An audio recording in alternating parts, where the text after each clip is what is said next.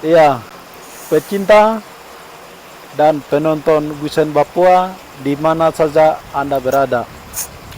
Di kesempatan yang baik ini, Satu hal yang penting menurut saya, mohon maaf mungkin akan saya bicara agak vulgar atau terbuka dan lain sebagainya, tapi bagi saya justru gerakan apa namanya patola itu justru lebih vulgar, lebih melanggar tatanan etika, moral.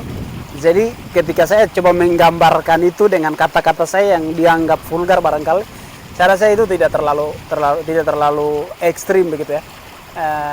Tergantung penonton menilainya seperti apa, tapi bagi saya seperti itu. Jadi mempertontonkan lekuk-lekuk tubuh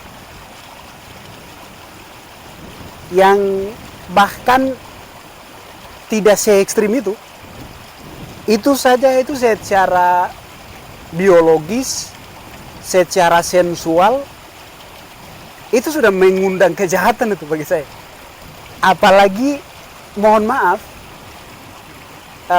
gerakan patola dalam tanda kutip mempertontonkan menggoyang-goyangkan bokong dalam tanda kutip, itu sesuatu yang tidak perlu terjemahan lain, bahwa dia atau siapapun melakukan tindakan itu untuk mengundang siapapun yang menontonnya, itu mengarahkan dia. Kalau bukan urusan seksual apa coba? Karena sudah memberikan gerakan yang ya, setidaknya dia mengatakan bahwa welcome, ini aku begitu. Jadi wow, itu sesuatu yang luar biasa jahat menurut saya. ini ada pertandingan. Patola itu justru lebih vulgar, lebih melanggar tatanan etika, moral.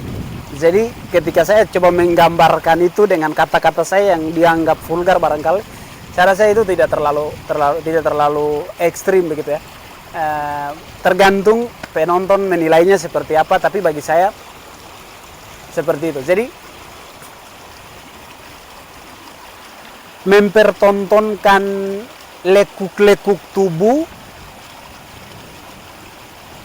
yang bahkan tidak se-ekstrim itu saja itu secara biologis, secara sensual, itu sudah mengundang kejahatan itu bagi saya.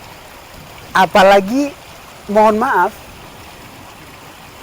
gerakan patola dalam tanda kutip mempertontonkan menggoyang-goyangkan bokong dalam tanda kutip, itu sesuatu yang tidak perlu terjemahan lain, bahwa dia atau siapapun melakukan tindakan itu untuk mengundang siapapun yang menontonnya, itu mengarahkan dia. Kalau bukan urusan seksual apa coba? Karena sudah memberikan gerakan yang ya, setidaknya dia mengatakan bahwa welcome, ini aku begitu. Jadi wow, itu sesuatu yang luar biasa jahat menurut saya. Ini ada pertandingan yang sesuai penjelasan tadi, pertandingan antara orang Papua dengan di luar orang Papua, ini bagaimana menurut? Saya tidak tahu orang yang mengedit gambar itu maksudnya apa, karena tidak ada penjelasan yang bisa membuat kita mengerti apa filosofi yang mau dia sampaikan ke publik begitu ya. Tapi kalau saya mau berpendapat tentang perbandingan, saya rasa itu perbandingan antara langit dengan bumi itu, antara orang yang mempertontonkan lekuk-lekuk tubuhnya, gerakan tubuhnya yang mengundang respon seksual, dengan orang yang mempertontonkan isi otaknya, mempertontonkan karyanya sebagai pendidik untuk mendidik generasi begitu. Jadi perannya kalau secara kasar, satu sebagai pendidik, satu sebagai penghancur. Karena kedua-duanya ada di media yang memberikan kesan kepada siapapun masyarakat masyarakat internet menonton, dan mereka mesti memberikan konklusi, kesimpulan sendiri-sendiri. Kesimpulan saya itu, dua-dua adalah figur yang memberikan pesan, tapi satu memberikan pesan membangun atau konstruktif, tapi satu lagi yang memberikan kesan destruktif atau menghancurkan.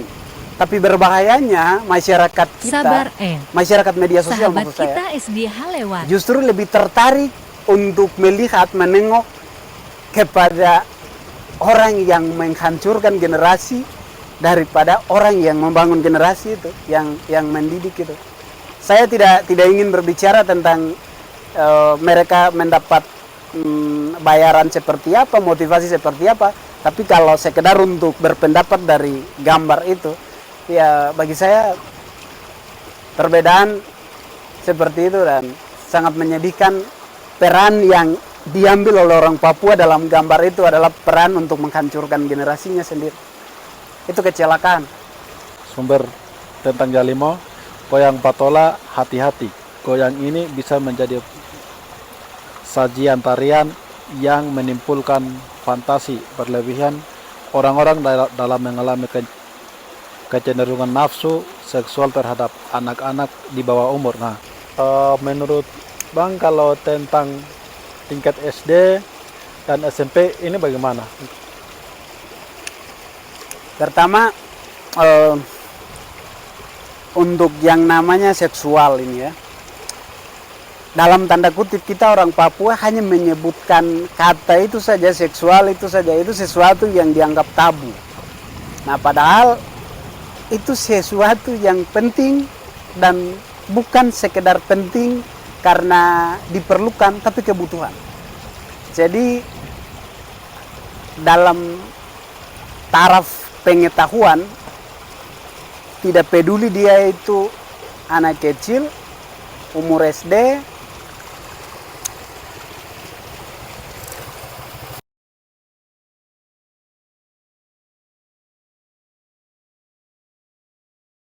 jadi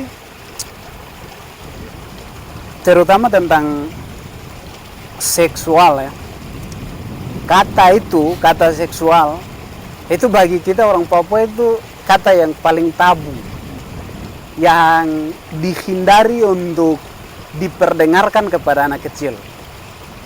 Dan secara budaya kita menghormati itu, tapi ketika kita melihat perkembangan hidup manusia dari tahapan satu ke tahapan yang lain, dan dari dunia satu ke dunia yang lain, manusia kan makhluk yang dinamis, berkembang dari satu dinamika ke dinamika yang lain. Itulah kenapa manusia disebut dengan makhluk sosial, zoon politikon. Jadi untuk hal menyebutkan seksual itu saja menjadi hal yang tabu, itu bagi saya satu persoalan tersendiri, persoalan serius. Karena untuk mengetahuinya sebagai pengetahuan, itu tidak perlu ada batasan. Ini anak kecil usia segini tidak boleh diperdengarkan. Nah, itu justru kesalahan. Karena dengan memberikan batasan atau di bawah pengawasan orang tua, penting untuk anak kecil mengetahui apa itu seksual. Seksual itu pantas ada di dunia mana, atau dia itu sebenarnya apa. Itu penting, pengetahuan itu penting untuk anak tahu. Yang kemudian dia bisa tahu, itu satu aktivitas yang dilakukan oleh orang dewasa yang sudah resmi sebagai pasangan suami istri untuk kebutuhan ini. Ya salah satu kebutuhannya ya kebutuhan jadi dalam tatanan ini anak penting untuk mengetahui bahwa seks itu penting, seks itu hal yang menjadi kebutuhan, tapi itu menjadi pengetahuan untuk dari tahap mana ke mana untuk menjadi itu penting. Tapi yang tidak penting dan bahkan berbahaya adalah ketika dalam konteks patola tadi mempertontonkan lekuk-lekuk tubuh yang bagus itu di caption videonya memberikan penjelasan itu sudah bagus itu. Tujuannya keren. Bahwa berbahaya kalau anak kecil mengkonsumsi konten yang semacam itu, karena banyak orang yang dalam tanda kutip pemburu nafsu seks yang tidak peduli dia itu anak kecil atau orang dewasa atau apapun, ketika dikuasai oleh hasrat seks maka dia akan berpotensi untuk melakukan kejahatan seksual yang menjadi korban adalah anak kecil. Jadi bagi saya penting untuk bisa diketahui oleh orang tua dan orang dewasa bahwa pendidikan keluarga Kristen juga ada itu, pendidikan seks.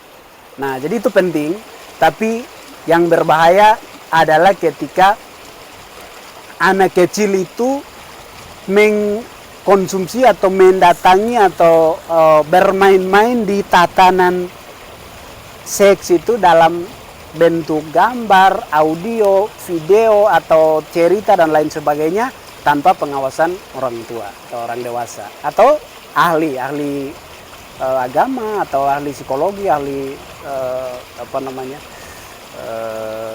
seksologi dan lain sebagainya. Ya, terima kasih. Saya kira terkait beberapa video yang kita sudah lihat ini, kira-kira untuk hari ini begitu, kita akan ketemu di lain waktu.